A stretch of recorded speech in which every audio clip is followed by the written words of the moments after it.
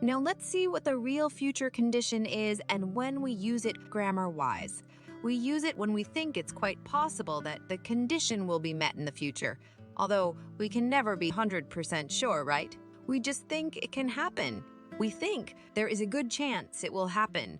For example, Mike slept in this morning. It's 8:53 a.m. now, and he has to be at work at 9. He knows he will never make it to work by 9. So he thinks, oh my God, if I am late again, my boss will fire me. And now let's look at the grammar of the sentence.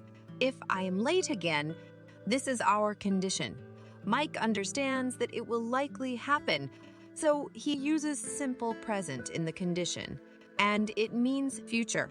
You can never use simple future in conditional parts, even when you talk about the future. If I will be late is a grammatical mistake. Use only present in the conditional part. So if I am late again is our possible condition, something that Mike understands can happen. My boss will fire me. That's the result in simple future. He believes it's very likely to happen. Let's look at another example. Sam buys a lottery ticket every week. He hopes he will be lucky this time. He thinks, if I win the lottery, I will buy a Rolls Royce. He uses simple present in the conditional part of the sentence, if I win the lottery. So he thinks this condition is quite possible.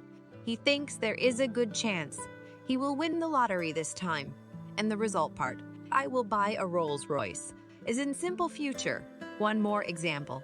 If you start drilling the walls at 4 a.m., our neighbors will call the police. If you start drilling the walls at 4 a.m. is the conditional part in simple present, meaning that it's a real future condition. She thinks it can happen, and the result part is our neighbors will call the police.